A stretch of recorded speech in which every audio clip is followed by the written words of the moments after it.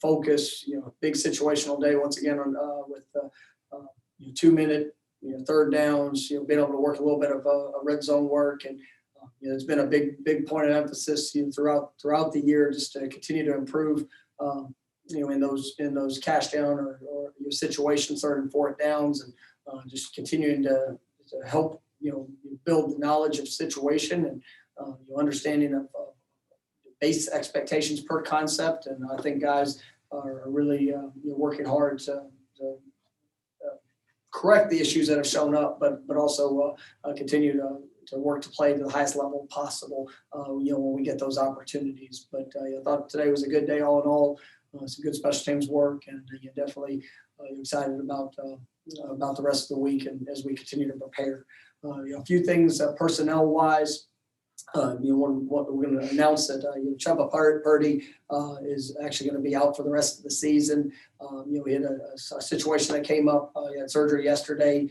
Had some irritation and inflammation in regards to some hardware that for the collarbone. There was no issue with the actual bone itself. He's 100% in that regards. It was we just had to expedite the removal of the hardware, and something that we had already had planned to do, but due to the irritation and some of the inflammation that came up, there after the game, you kind of forced us to expedite that process. He's going to be great in all aspects.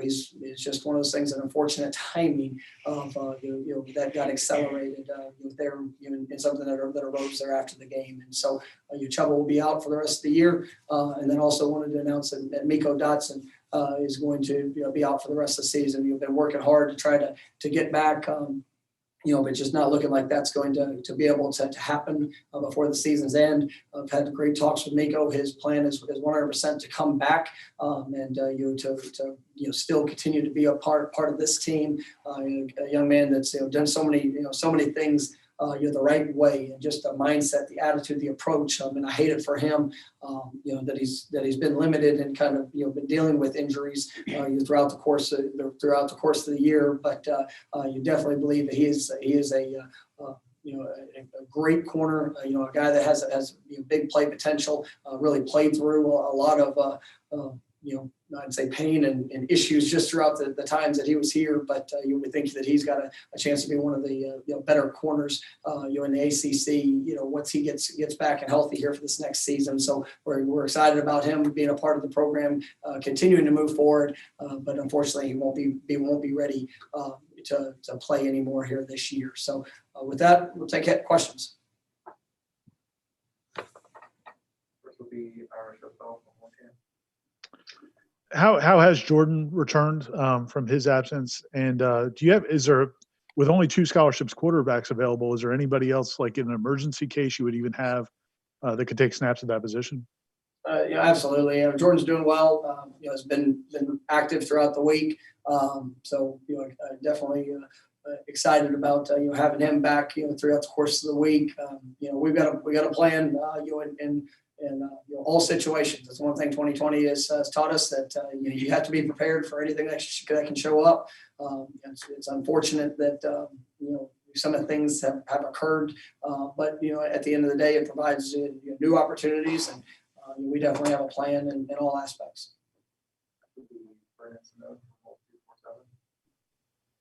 Mike, assuming that there is going to be spring practice, like the time that normally would be spring, would Chubba be available for spring at that point? And then secondly, have you ever dealt with this many injuries in a season before as a coach?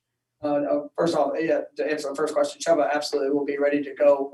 This is, like I said, this was we had a plan and understood that the process of removing the hardware was going to take place due to the some of the inflammation and the irritation around that hardware. We had to expedite that, but absolutely he'll be ready to go. Just unfortunately that timeline is just not quick enough to get it back before the season's over with. But you have no concerns about anything here moving forward, and you'll definitely have him for spring whenever that spring practice begins.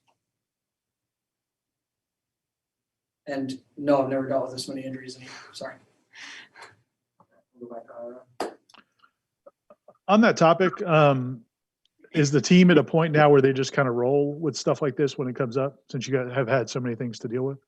Yeah, it's definitely been a unique year in all aspects, and I commend our guys for their mindset, their approach. It sucks. I mean, this is being real. That's the best way I can phrase some of the things that have shown up. But in all reality, it's about our response to it. And you can.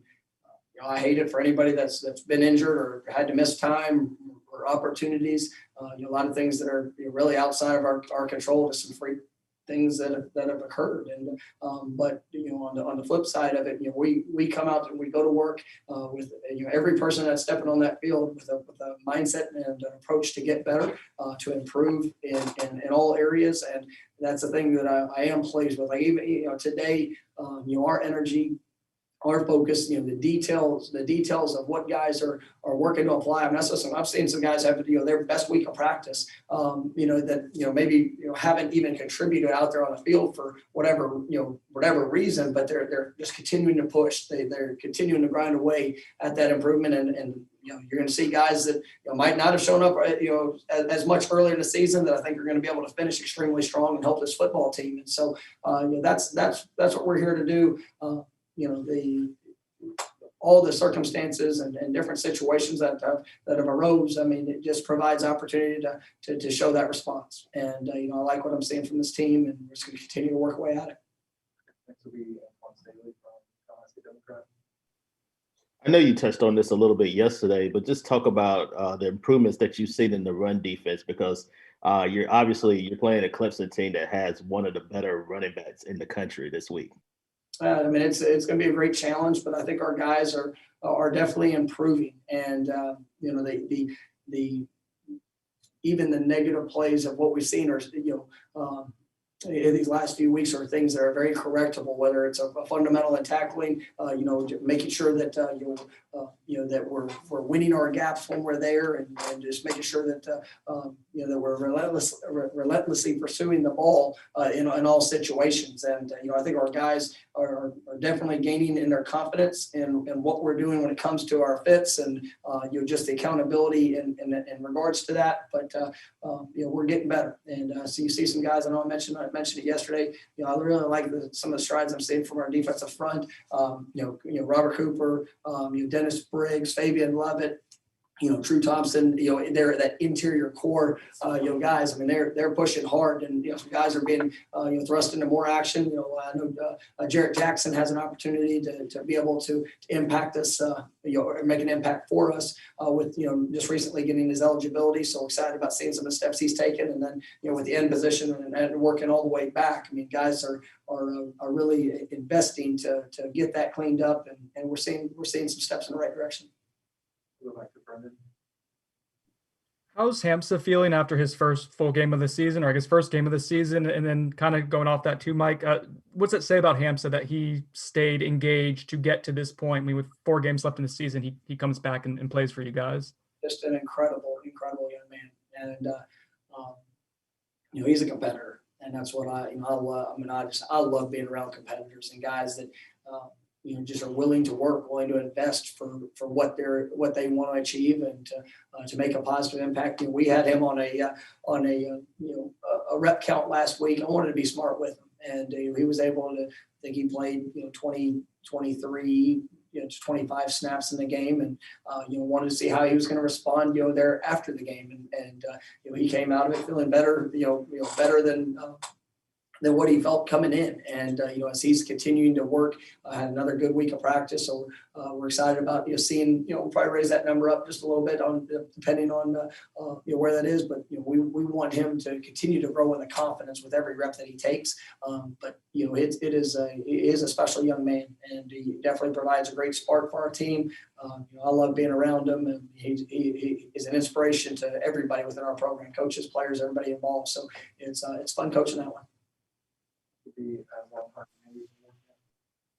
Coach, personnel-wise, can you maybe give us any insight? Do you expect Renardo Green and Akeem Dent to be available Saturday? Yeah, Akeem got we got some good work in, you'll hear this week. He was close last week. There's just some things that he felt limited. He was a kind of a game time decision, there at NC State, but so I'm fully expecting him to be able to go and contribute. Bernardo as well is extremely close. He's gotten some work. We'll see how that plays out here these next couple of days, but I think trending in the right direction. Just nothing of certainty yet. Go back to Ira. I was curious, the transfer portal has changed things for everybody the last couple of years in terms of deciding how many players you take from that route versus how many you can bring in as freshmen. And how do you determine what numbers make sense for you? And then also, do you think the NCAA could possibly do anything? It seems like there's going to be a lot more traffic this year on the portal.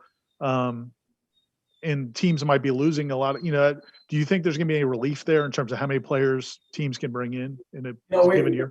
Yeah, we and all the information that I've heard or the possibilities, and obviously nothing's finalized, but I don't see a whole lot of relief in a sense. But there's going to be a lot of options, and there's already been each week. I mean, heck, every day you see new names that are popping in for a variety of reasons, and for us, I'm excited about the group that we have anticipating to come in here for this next year, and there's some definitely going to be some spots where we look to get maybe a little bit more experience, or maybe some positions where we need to address the depth issues, or being able to where we're missing out on a class of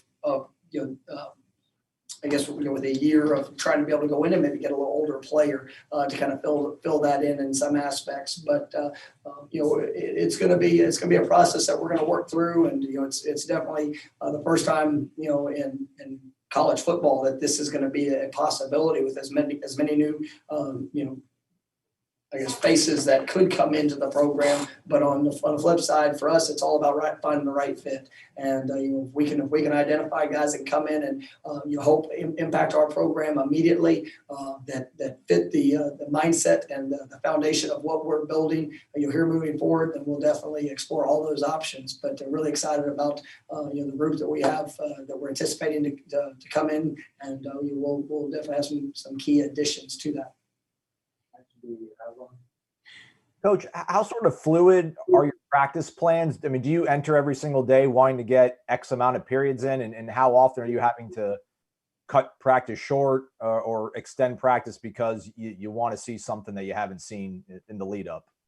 Yeah, we have some mix of it, but I mean, we're pretty structured in what we do. Not saying we don't ever adapt and adjust to personnel. I mean, that's something that's had to show up, especially this year, just with being limited in numbers at some positions. But we have a plan of what we need to get done, and we make sure that we're able to check off those boxes before we leave the field, regardless of what that looks like, in the timing and structure of it. So, but we don't.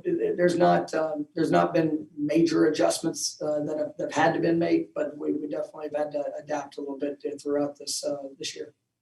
We'll have to Ira for the last one. How far has Tate come since maybe the Jacksonville State game or even the Miami game in terms of? I mean, I know he had the interception the other night, but it looked like there's a little more comfort he had a really nice scramble right before that. What have you seen from him over the last couple of months? Yeah, he's growing up. I mean, it's been fun to watch his development. I think he's got a great skill set. Definitely a very intelligent young man. He's one that is. Literally every play that he takes is, he's somebody that absorbs the information, is able to understand the correction or the positive things that he's done, and truly builds upon it. And it's great hearing him talk in meetings, kind of seeing how he comprehends things, what he sees on the field, and then being able to grow in that.